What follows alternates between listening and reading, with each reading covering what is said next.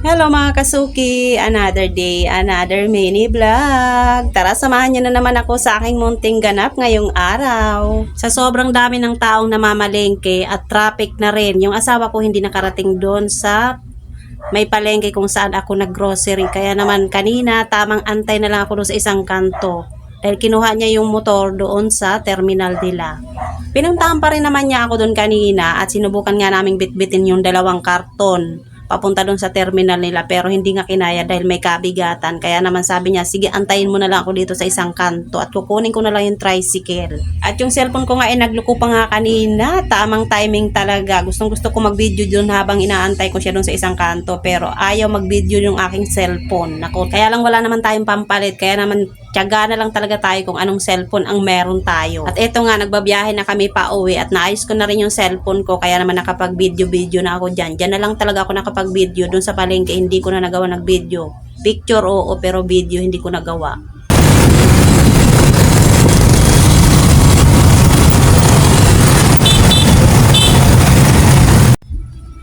Yan, nakarating na dito sa bahay mula sa pamamalengke. Ayan, nakapag-display na. Hindi ko na pinakita sa inyo yung pagdi-display ko. Nagkaroon na naman ng laman itong aking pintuan. Yan. Tapos ito pa yung iba kong displayhin. Ayan. Naka-box pa. Ayun, sa plastic pa. So yung iba, na-display ko na. Ayan, maganda na siya. Tapos ito, ang kalat ng lamesa ko. Kasi nagluto kagabi yung anak ko ng leche plant. Ayan. And then, ito na naman, naiba na naman yung ma-share ko lang sa inyo, no? Naiba na naman yung ayos ng bahay ko. Tignan nyo. Ayan. Nilipat ko na naman dito yung aking patungan ng TV. Diyan dati yan nakalagay. Pero inopen ko ulit yung pintuan. Tapos, naka-open pa rin naman yung pinto doon. Paano ba naman kasi pag natutulog kami ng asawa ko doon, tapos labas-masok yung mga anak ko. Kulang na lang maapakan yung mukha namin sa kakabalik-balik nila. Kaya ayan, no choice ako kundi open itong isang pinto uli. Dito na uli yung patungan ng TV ko. O, diba, ang dami nga nakapatong. Oh. Wala pala yung TV ko dyan dahil pinaayos ng anak ko dahil nasira. At eto, dumating na nga pala itong aking curtain rod. Ayan. Ilalagay ko ito dun sa aking lababo kasi yung aking pantali dito sa lababo ko, tali lang talagang ginagamit ko. Tignan nyo naman, oh. Sira-sira na nga yan. Ayan. Papalitan ko yan ito. Oh. Dumating na siya kanina. So, ayan lang yung ganap ko ngayon, mga kasuke. Ayan. Binago na naman nga ang pwesto ng bagayan ng TV. O, ganyan na siya. Parang nakaharang na siya dito. Kunti na lang yung daanan dito papunta sa tindahan ko. Pero at least hindi na kami mai-istorbo doon. So, ayan lang for today's video, mga kasuke. Nag-share lang ang person. So, 24 ngayon, hindi naman ako naghanda. Hindi talaga ako naghahanda pag 24. So, naghahanda lang ako pag New Year. Kaya ang ginawa ko lang, ayun lang, namalengke lang. Pagkatapos nag-display ng mga paninda. So, yun lang ang ganap natin for today.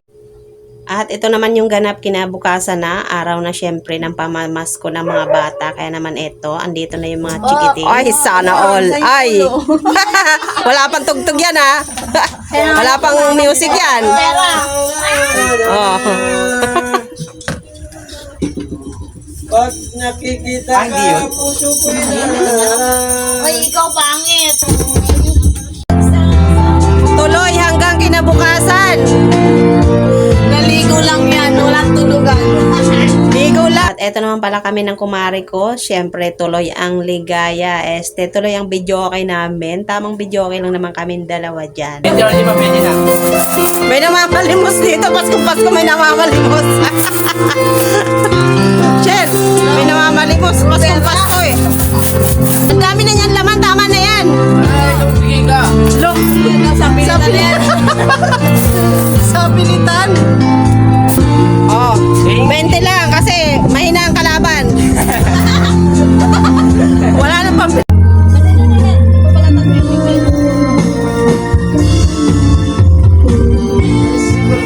Hey. Tatlo kami kanina, 2 na lang ulit kami. Hindi pa na kami nung isa naming kasama.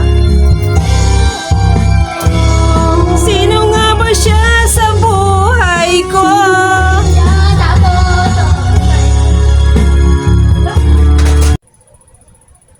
Tulog na yung kasama ko. Tapos nang kumain, kaya nakatulog na. Pero ako hindi pa pwede matulog. Ito, ubos yung yelo ko. Kaya gagawa tayo ng yelo ngayon. Simot yung yelo natin.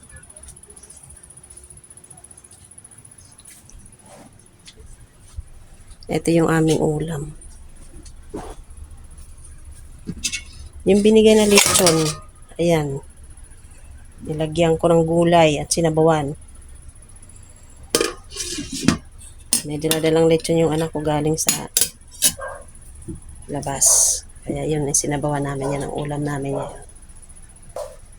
Tapos ako, eto, wala na yung mga bisita ko. Umuwi na. Kaya, ngayon,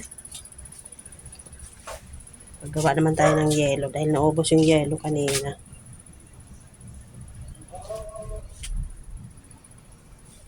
Ayan, pintuan lang yung nakalabukas sa tindahan ko. Gabi na. Hindi ko na binuksan yung Kanina nakabukas yung bintana ng tindahan ko. Sinarado ko dahil inantok. Matulog ako. Pagising ko, hindi ko na binuksan. Pinto na lang binuksan ko. So maya-maya magsasarado na ako. Gagawa lang ako ng yelo.